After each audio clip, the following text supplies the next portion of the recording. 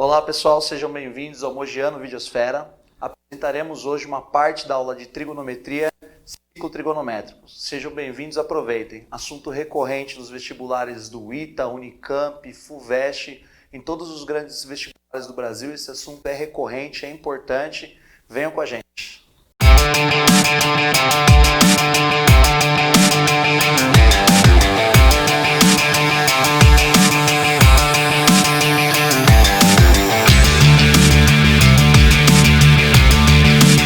Mogiano Videosfera.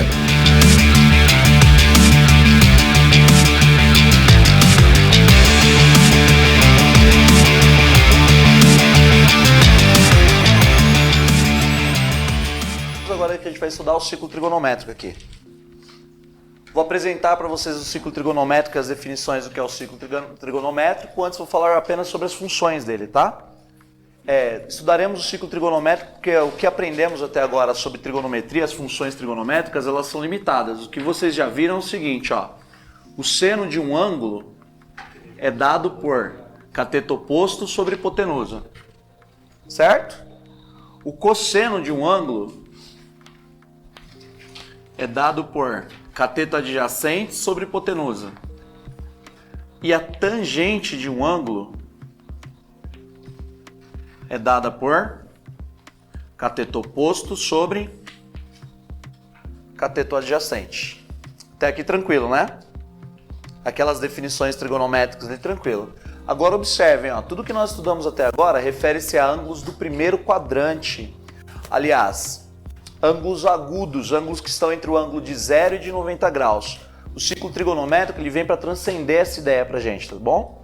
No ciclo trigonométrico agora nós estudaremos todos os ângulos possíveis aqui, que nós já veremos quais são. Definição então para ciclo trigonométrico. O que é ciclo trigonométrico? Toda vez que eu desenho uma circunferência de raio 1, então primeira definição a respeito do ciclo trigonométrico, ele terá sempre raio 1. É uma circunferência unitária, uma circunferência cujo raio mede 1.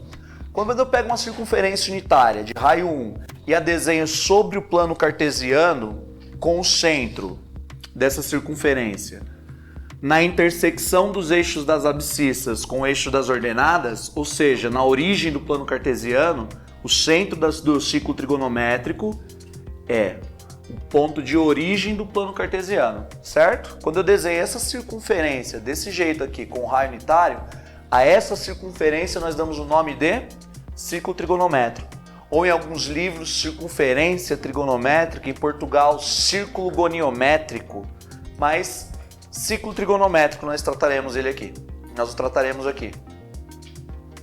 Aí seguindo aqui, ó, conforme havia dito, o ciclo trigonométrico ele vai transcender a ideia que tínhamos entre os ângulos só estando entre 0 e 90 graus, ou seja, ângulos agudos. Agora o ciclo trigonométrico transcenderá essa ideia, nós veremos os ângulos para todos os graus possíveis aqui, inclusive os ângulos que são maiores que 360 graus. Isso é possível, termos ângulos maiores do que 360 graus? Sim, conforme veremos a seguir, isso é totalmente possível. Primeira coisa aqui sobre o ciclo trigonométrico. O raio da circunferência trigonométrica, dessa circunferência desenhada sobre o plano cartesiano, do ciclo trigonométrico é 1. Olha o que eu vou fazer aqui, ó. Sobre essa circunferência, marcarei um ponto qualquer. É evidente que se esse é um ponto do plano cartesiano, ele tem uma coordenada para x. Essa é a coordenada dele em x. Vou chamar esse ponto de ponto P. E esse outro aqui, que eu destacarei de outra cor, destacarei em verde, é a coordenada desse ponto aqui para y. Esse daqui eu chamarei de x índice P, é a coordenada x do ponto P. Esse daqui eu chamarei de y, coordenada y do ponto P. Portanto, quem são as coordenadas do ponto P? As coordenadas do ponto P são x de P e y de P. Até aqui tranquilo, gente? Agora, se eu pegar esse ponto qualquer que eu marquei sobre a circunferência, portanto, ele tem uma coordenada em x e em y, e eu for localizá-lo de outra maneira, ó, eu vou localizá-lo no plano cartesiano a partir do ângulo que ele forma aqui, ó. Vou chamar esse ângulo aqui de ângulo θ. Não sei quem é, ele é um ângulo qualquer. vou localizá-lo de acordo com o ângulo que ele forma em relação ao eixo x. Tudo bem? Então, há duas maneiras de localizar esse ponto aqui. Eu posso localizar esse ponto por duas coordenadas comuns do plano cartesiano, ou posso localizar esse ponto de acordo com o ângulo que ele forma em relação ao eixo x, uma vez que ele vai estar sempre sobre essa circunferência. Tranquilo até aqui? Aí marcando esse ponto, olha só o que vai acontecer, ó. Se eu olhar para essa figura geométrica aqui, que se formou, vou pegar uma outra cor aqui. Essa figura que destacarei em azul aqui, ó. Observem que a figura que se forma aqui é um triângulo retângulo. Concorda ou não? Se ele é um triângulo retângulo, então valem as funções trigonométricas que nós já estudamos. Olha o que vai acontecer quando eu estudo triângulo retângulo desenhado sobre o círculo trigonométrico agora. Observem, ó. Quero calcular agora, quero ver que quanto mede, por exemplo, essa coordenada XP aqui, certo? Ponto X, a coordenada X do ponto P. Vamos dar uma olhadinha para ele, ó. Se eu quero descobrir qual é a única medida que eu tenho desse triângulo aqui, vocês conseguem só de olhar para ele aqui já determinar que é a única medida? Eu tenho hipotenusa, não tem? Ó? Se eu olhar para esse triângulo em azul que está aqui, a hipotenusa dele é o raio da própria circunferência, portanto a hipotenusa mede 1. Quero determinar essa medida aqui, o XP. Essa medida não é ângulo adjacente desse triângulo em azul, essa medida XP? Se ele é ângulo adjacente, qual é a função trigonométrica que envolve? Aliás, ele é cateto adjacente. Se ele é cateto adjacente, qual é a função trigonométrica daquelas que ali estão que envolve cateto adjacente e hipotenusa? Não é o cosseno? Então olha para qualquer ângulo desenhado sobre o ciclo trigonométrico, como ficará o cosseno. Naquele caso específico ali, cosseno de θ. O cosseno de θ será dado por cateto adjacente, que mede XP, coordenada x do ponto P, sobre a hipotenusa. Só que para aquele caso específico ali, a hipotenusa é o raio do ciclo trigonométrico, a hipotenusa mede 1.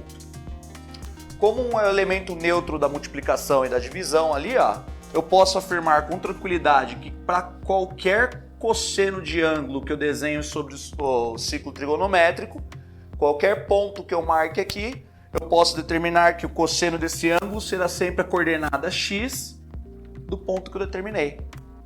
Ou seja, ao invés de chamar de x aqui, toda vez que eu marcar um ponto sobre o ciclo trigonométrico, eu vou determinar que esse eixo aqui, ó, nós chamaremos de cosseno. Porque sempre nesse eixo aqui, ó, estarão todos os valores de cosseno possível para os pontos P que eu posso marcar aqui. Entenderam a ideia ou não? Então já estou determinando que, olha só, o cosseno de um ângulo qualquer será sempre a coordenada x do ponto P qualquer que eu marcar aqui. Observe o que vai acontecer com o seno, ó, mesmo fenômeno. Aliás, um fenômeno bem parecido, ó. Cosseno desse ângulo aqui, aliás. Agora o seno desse ângulo. Tem a medida da hipotenusa. Quero calcular esse YP aqui, ó. Coordenada y do ponto P. Concorda que a projeção dele aqui, ó, a projeção do cateto é essa medida aqui do y? Quem é seno, se eu for olhar para lá? Ó? Seno é cateto oposto sobre hipotenusa. O cateto oposto mede y do ponto P. E a hipotenusa mede 1. De maneira análoga, ó, vou concluir que qualquer seno ou seno de ângulo qualquer que eu marcar sobre o ciclo trigonométrico aqui, ele sempre será a coordenada y de um ponto P qualquer. Eu estou fazendo isso só para esse caso específico do ciclo trigonométrico, para que eu troque os nomes aqui, ó. Ao invés de fazer como eu faço comumente no plano cartesiano, chamar a abscissa de x e a ordenada de y, eu vou chamar o x da linha dos cossenos, ou simplesmente cosseno, e o y chamarei de senos ou simplesmente seno. Então, no ciclo trigonométrico, o eixo horizontal aqui, a abscissa, ela será a linha dos cossenos, e essa daqui, para o ciclo trigonométrico, será a linha dos senos. Até aqui tranquilo? Tranquilo ou não? Agora olha os fenômenos interessantes que começam a aparecer aqui no ciclo trigonométrico, ó. Lembra que um dos objetivos do ciclo trigonométrico é nós estendermos as ideias dos ângulos aqui para todos. Não só para os ângulos agudos que estão aqui dentro, entre 90 e 0. Ó. Vou estender para todos. Essa reta que está aqui, ó, estenderei para cá. Se esse ângulo aqui vale θ, esses dois aqui são opostos do vértice. Portanto, esse aqui também valerá θ. Tranquilo para todo mundo? Só que, ó, na hora que eu vou calcular as coordenadas dele, aqui vai formar um ponto, ó. Chamarei esse ponto de P' aqui. Esse novo ponto. Se eu quiser observar as coordenadas dele, ele também tem uma coordenada em x e uma coordenada em y, ou seja, esse ângulo que está aqui agora, ele tem um valor de seno e ele tem um valor de cosseno. Só que vocês conseguem perceber que o novo triângulo que eu marcarei agora de vermelho, ó, esse triângulo aqui, dá pra gente perceber que esse triângulo em vermelho, ele é idêntico ao triângulo azul? Sim ou não? Vamos lá, ó. Identidade entre dois triângulos, todos os ângulos congruentes. Esse mede θ, esse aqui mede 90. Esses dois aqui são paralelos, portanto, esse ângulo e esse daqui são idênticos. Tem uma medida igual, as duas hipotenusas valem 1. Portanto, o triângulo azul é idêntico ao triângulo vermelho. Se ele é idêntico ao triângulo vermelho, o triângulo azul é idêntico ao triângulo vermelho, então a medida do cateto e do outro cateto serão absolutamente iguais também. Todo mundo concorda com isso? Tem a mesma medida. Olha o que vai acontecer. Se eles têm a mesma medida, é de se esperar que, em módulo, ou seja, a distância daqui até aqui, é idêntica à distância daqui até aqui. Em módulo. Se eu tirar do módulo, ó, e olhar para esse ângulo aqui, a única diferença é que esse valor aqui será o oposto simétrico desse aqui. Ou seja, é o mesmo seno com uma observação. O daqui é negativo e o daqui é positivo. Se eu olhar para o cosseno, ó, vale a mesma situação. O cosseno daqui é positivo, o cosseno daqui é o oposto simétrico dele, é o mesmo valor, no entanto ele é negativo. Mas os valores são iguais. Mas não é esse θ que eu vou levar em consideração aqui, ó. Em matemática, convencionamos que os ângulos serão sempre medidos, isso é só uma convenção matemática mesmo, ó. Os ângulos são sempre medidos no sentido anti-horário. Se eu quiser saber quanto vale esse ângulo θ no sentido anti-horário, ó, sentido anti-horário, contrário do reloginho, ó, ele é o ângulo que vem daqui até aqui, ó. Ou seja, a partir do ciclo trigonométrico, a gente consegue projetar todos os ângulos para o primeiro quadrante. Eu não sei quanto valem todos os ângulos, mas eu sei todos os ângulos do primeiro quadrante. A ideia é projetar o ângulo de um outro quadrante qualquer. Quadrante é 1/4 do ciclo trigonométrico, ou seja, ó, aqui eu tenho o quadrante de número 1 nesse primeiro quarto, quadrante de número 2, no sentido anti-horário, ó, quadrante 3, quadrante 4. 1, 2, 3, 4. 4 quadrantes. A ideia do ciclo trigonométrico é pegar qualquer ângulo que eu marque aqui sobre o ciclo trigonométrico, projetá-lo no primeiro quadrante. Eu não sei o valor dele nos outros quadrantes, mas no primeiro quadrante eu sei. Então eu o projeto para o primeiro quadrante e descubro qual é a medida dele. Certo?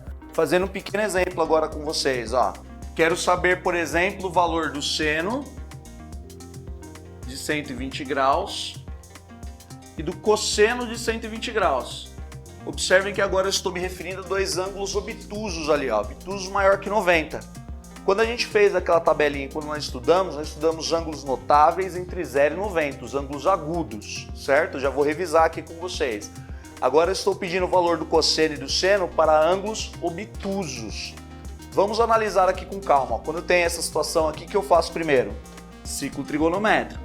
Cosseno, seno, certo? O ângulo que eu quero é de 120. Como é que a gente vai fazer para marcar aquele ângulo de 120 no ciclo trigonométrico? Vou pensar assim, ó. 120. Voltou quanto de 180? Conseguiram entender a pergunta ou não? 120 voltou... De 180 voltou quanto para chegar em 120? Voltou 60. Ó, daqui até aqui são 180 graus. Volto 60. O que eu obtenho aqui é o voltei 60, ó, menos 60. Lembrando, ó, sentido anti-horário positivo, sentido horário negativo. Então, ó, daqui até aqui um ângulo de meia volta, 180, voltei 60, esse ângulo aqui é o de 120 graus. Agora vamos dar uma analisada qual o valor do cosseno e do seno de 120 graus, ó. Se eu projetar esse ângulo aqui no primeiro quadrante, observe que ele também terá aqui 60 graus, não é isso? Ou seja, ó, olhando agora para o ângulo de 60 graus, ele tem esse daqui que é um valor de cosseno, lembram lá da tabelinha ou precisa fazer de novo aqui? Quanto que é o cosseno de 60 graus? Olha lá, tabelinha dos senos e dos cossenos. 45 e 60. Aqui nos senos, ó, 1, 2, 3, cossenos, 3, 2, 1. Extrai a raiz quadrada de todo mundo, raiz quadrada de 1 é 1, então não precisa, ó. Extrai a raiz quadrada de todo mundo, divido todo mundo por 2. Tá aqui a tabelinha. Vou deixá-la aqui para vocês, para que nós observemos ali, ó. Agora sim, quanto que é o cosseno de 60 graus? Olhando ali para a tabelinha, ó. Meio. Então daqui até aqui mede meio. Cosseno. Daqui até aqui, que é o valor do seno, ó, mede quanto? Daqui até aqui, ó. Raiz de 3 sobre 2. Tranquilo até aqui? Não era o de 60 que eu queria o de 120. Agora eu vou olhar lá. Olharei aqui para o círculo trigonométrico. Aqui no 120, seno e cosseno são positivos, portanto eles são iguais. Seno de 120 é raiz de 3 sobre 2. E o cosseno de 120, quem é? Ó, se olhar para cá, ó, cosseno de 60 é meio, no entanto, cosseno de 120 será o oposto simétrico do meio, ou seja, ele será menos meio. Tudo bem? Consegui, tá bom? Consegui determinar ali o seno e o cosseno de um ângulo obtuso agora. Até aqui, dúvidas, gente? Tranquilo? Não esqueçam da tabelinha aqui sempre, tá? Esse é o ciclo trigonométrico. Então, vestibulando, onde você quer estudar? O Mogiano leva você.